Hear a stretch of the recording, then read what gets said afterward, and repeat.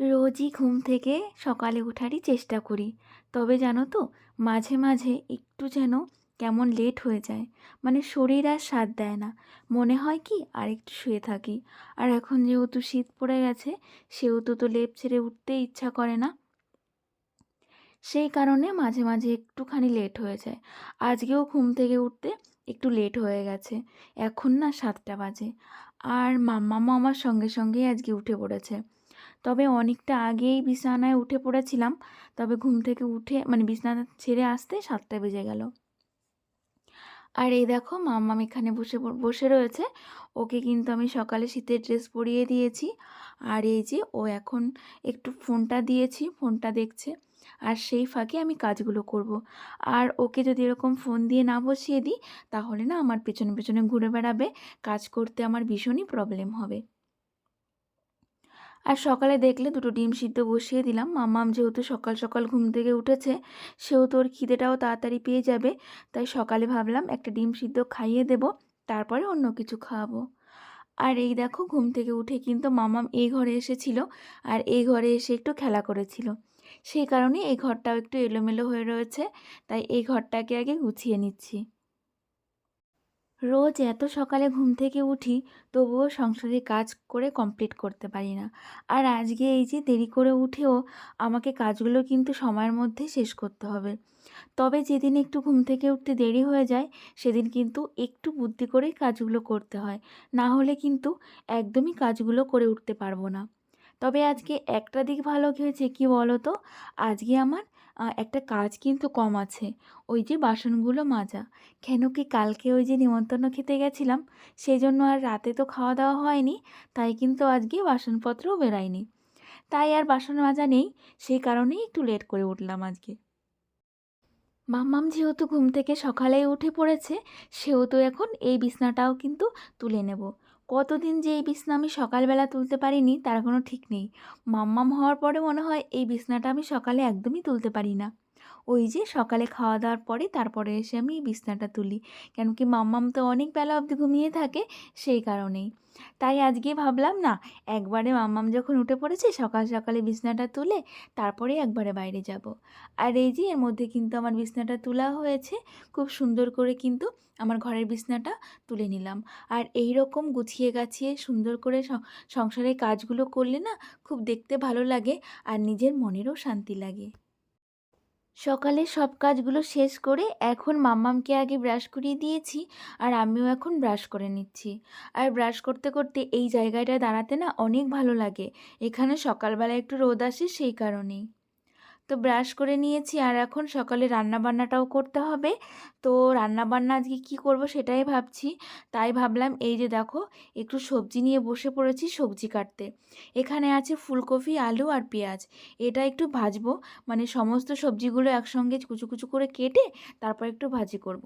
সকালবেলা আর কী বা রান্না করব বলো তো, সকালে এই সিদ্ধ খেতে খেতে আর ভালো লাগছে না, তাই ভাবলাম একটু ভাজি করি। সেই দিন এরকম ভাজি করেছিলাম, মামাম না খুব ভালো খেয়েছিল, সেই কারণেই আজকে এই ভাজিটা করব। নেহা বনু, তুমি আমার থেকে অনেকটাই ছোট, আর ছোট হয়ে তুমি একটা খুব সুন্দর কথা আমাকে বলেছো দিদি, তুমি কমেন্টে রিপ্লাই দেওয়ার সময় না পেলে অ্যাট লাস্ট তুমি একটা রিয়্যাক্ট দিও কমেন্টে, যাতে আমরা যারা তোমাকে ভালোবাসি, যারা তোমাকে কমেন্টস করি, তাদের ভালো লাগে। তো ঠিকই বলেছো বুনু, এটা আমার করা উচিত। তবে এটাও ঠিক বলেছো যে আমি না একদমই সময় পাই না জানো, এই যে ভিডিও করা, ভিডিওর এডিটিং করা, এইসব করতে করতে না সত্যি কথা কোথা দিয়ে সময় চলে যায় আমি একটু বুঝতে পারি না। সেই জন্য তোমাদের কমেন্টসের রিপ্লাইগুলো দিতে একটু দেরি হয়ে যায় আমার। তবে যে কথাটা তুমি বলেছ যে অ্যাট লাস্ট একটা রিয়েক্ট দিও, তো এবার থেকে সেটাই চেষ্টা করব। আর এখন চলে এসেছি জামাকাপড়গুলো ভিজিয়ে রাখতে। আর দেখলে তো আমি যেই ভিডিওটা অন করেছি আর মামাম ক্যামেরার সামনে এসে কীরকম করছিল, ও কিন্তু এখন অনেকটা বোঝে। এই যে আমি ভিডিও করি, এডিটিং করি, এসব কিন্তু অনেক কিছু বোঝে। আর এই যে জামাকাপড়গুলো এখন ভিজিয়ে রাখবো, আর তার আগে কিন্তু আমি রান্নাটাও বসিয়ে দিয়েছি। মানে ভাত বসিয়ে দিয়েছি ইন্ডাকশানে, আর ওইদিকে কিন্তু গ্যাসের ওপরে ভাজাটাও বসিয়ে দিয়ে এসেছি। আমার এই দুটো কাজ কিন্তু একসঙ্গে হয়ে যাবে। যেহেতু আজকে বেলা করে উঠেছি না, সেহেতু একটু বুদ্ধি করেই কাজগুলো কিন্তু আমাকে করতে হবে। আমি কিন্তু এভাবেই কাজ করি জানো তো, একটু বুদ্ধি করে কাজ করলে একা সংসারেও কিন্তু সমস্ত কাজ সুন্দর করে পরিপাটি করেই করা যায়। এসকে সোনা বলেছ ভালো আছো দিদি? হ্যাঁ গো, আমি অনেক ভালো আছি। তুমি ভালো আছো তো? সুস্মিতা বলেছ লাইক দিয়ে পুরো ভিডিওটা দেখলাম, খুব ভালো লাগলো। থ্যাংক ইউ বুনু, অনেক অনেক ধন্যবাদ। সোমা দাস বলেছ খুব সুন্দর। থ্যাংক ইউ থ্যাংক ইউ, তোমাদের সবাইকে অনেক অনেক থ্যাংক ইউ। পিয়ালি দাস বলেছ খুব সুন্দর লাগলো দিদি ভাই। থ্যাংক ইউ আমার ভিডিওটা তোমার এত সুন্দর লাগার জন্য। আর এই যে বললাম না জামা কাপড় ভেজানোর আগে আমি ভাত বসিয়ে দিয়ে গেছিলাম, তো এই দেখো ভাতটা আমার হয়ে গেছে, আর এইদিকে কিন্তু আমার ভাজিটাও হয়ে গেছে। তো একসঙ্গে কিন্তু দুটো কাজ আমার হয়ে গেল। আর এবারে সকালের খাবারটাও কিন্তু আমরা খেয়ে নেব। তোমরা যারা আমাকে ভালোবাসো আর আমার ভিডিওগুলো দেখো, তাদের কাছে একটাই অনুরোধ, তোমরা না আমার এই ভিডিওগুলো পুরো ওয়াচ করবে।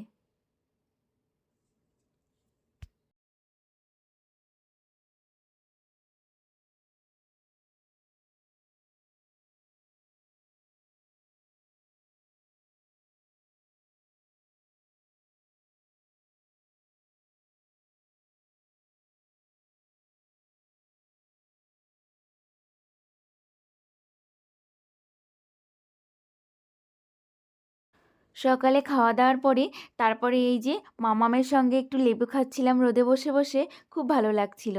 আর এরপরে আমি আমার টুকিটাকি কাজগুলো কমপ্লিট করে নিয়েছি ক্যামেরার ওপারে। আজকে আর ক্যামেরা অন করতে ইচ্ছা করলো না, মানে ওই যে জামাকাপড়গুলো কেচেছি, ঘরটা মুছেছি, সেগুলো ক্যামেরার ওপারেই করেছি। একটু ভালো লাগছিল না ক্যামেরা অন করতে। আর তারপরে এই যে দুপুরে রান্নাটা করতে চলে এসেছি। দুপুরে আর তেমন কিছু রান্না করব না, এই যে কচু দিয়ে একটু মাছের ঝোলই রান্না করব। তবে শরীরটা একটু ভালো লাগছে না, ওই জন্য আর কিছু রান্না করতে ইচ্ছাই করছে না। তরকারিটা ওইদিকে বসিয়ে দিলাম, তরকারিটা এখানে হতে থাক। আর এই ফাঁকে আমি এই দিকটা একটু পরিষ্কার করে নিই। মানে এই যে যে মশলার কৌটোগুলো আমি পেরেছিলাম, এগুলো তো এখন আর লাগছে না, যেহেতু আমার তরকারিতে সমস্ত কিছু দেওয়া হয়ে গেছে। সেই কারণে এগুলো একটু সুন্দর করে মুছে মুছে শুচিয়ে রাখলাম। আর এই যে সকালে খাওয়ার পরে কটা বাসন মেজে নিয়ে এসেছিলাম, সেগুলো না তোলা হয়নি। ওই যে বলে না মাঝে মাঝে একটু কুড়েমি লেগে যায়, সেই কারণেই।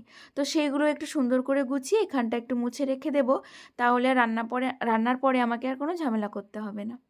আর এইদিকে দেখো আমার রান্নাটাও প্রায় হয়ে এসেছে। আর এখানে একটু জিরে বাটা দিয়ে দিচ্ছি। এই যে এরকম বড় মাছের ঝোলে যখন কিছু বাটাবাটি করতে ইচ্ছা করে না, তখন একটু জিরে গুঁড়ো করে এইভাবে আমি দিয়ে দিই, তাতে করে কিন্তু ভালোই লাগে। মানসুরা নামে একটা বুনু আমাকে কমেন্টস করেছে, কেমন আছো দিদি ভাই? আমি খুব ভালো আছি। তুমি কেমন আছো বুনু সেটাও জানিও।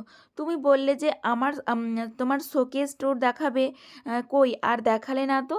কি বলো তো বুনু, শোকেস ট্যুর তো দেখাবো, কিন্তু শোকেসে না আমার তেমন কোনো জিনিস নেই। কি দেখাবো, সেই জন্য আর দেখানো হচ্ছে না। আর তেমন সুন্দর করে গোছানোও নেই শোকেসটা, তোমাদের দেখাতে গেলে না একটু সুন্দর করে তো গোছানোর দরকার আছে, না হলে তোমাদের কি করে দেখাবো? আর সেই টাইমটা আমি পাচ্ছি না গো, সেই কারণে আর তোমাদের দেখাতে পারছি না। এই দিকে দেখো আমাদের দুপুরে খাওয়া দাওয়া কিন্তু কমপ্লিট হয়ে গেছে।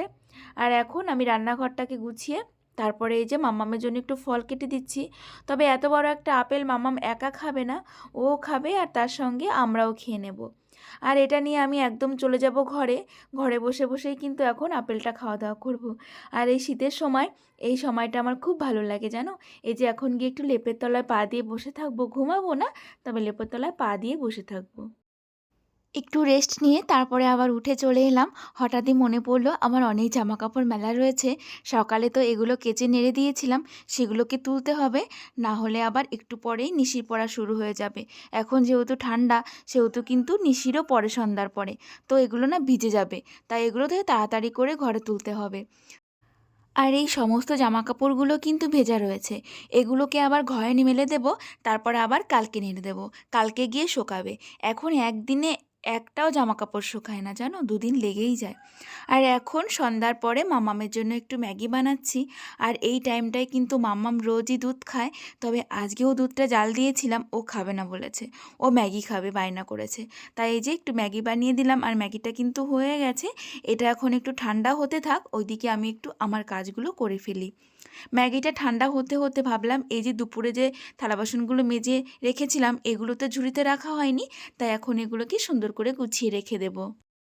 সারাদিন সে সকাল থেকে আর সন্ধ্যা অবধি কিন্তু সারাটা দিনই আমি কাজ করতে থাকি, আবার সন্ধ্যার পরেও কিন্তু বসে থাকি না। সন্ধ্যার পরে ওই যে আমার আবার শুরু হয়ে যায় কাজকর্ম। এখন এই যে এগুলোকে সুন্দর করে গোছাবো, তারপরে আবার মাম্মামকে খাইয়ে দেব, তারপর মাম্মামকে পড়তে বসাবো, তারপর আবার রাতে রান্নাবান্নার রয়েছে। আর এই যে আমার সোনামাকে কিন্তু খাওয়াতে বসে পড়েছি। ম্যাগি বলেই এত ভালো খাচ্ছে জানো তো, দুধ হলে আর এত ভালো খেত না।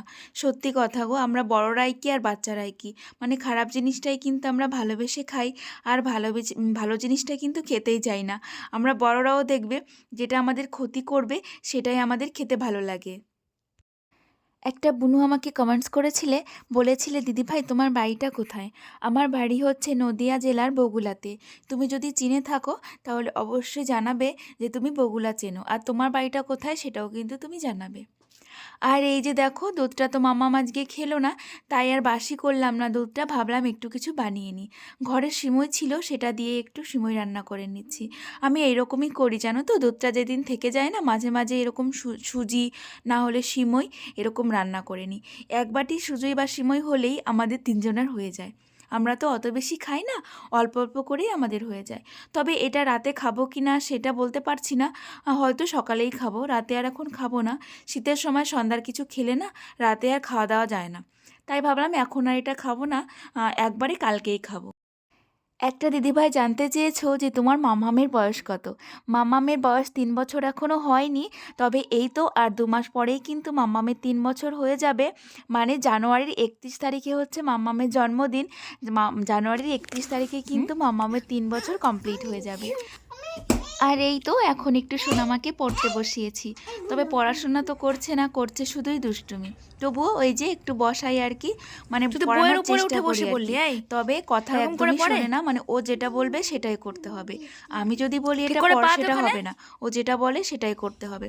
তো সেই নিয়ে দেখো বই নিয়ে নিজেই পড়াশোনা করছে, আমার কাছে নাকি পড়বে না। তো যাই হোক, চলো আজকের ভিডিওটা এখানেই শেষ করব। তোমরা সবাই ভালো থেকো, আমরাও ভালো আছি। তোমাদের সবাইকে টাটা, গুড নাইট।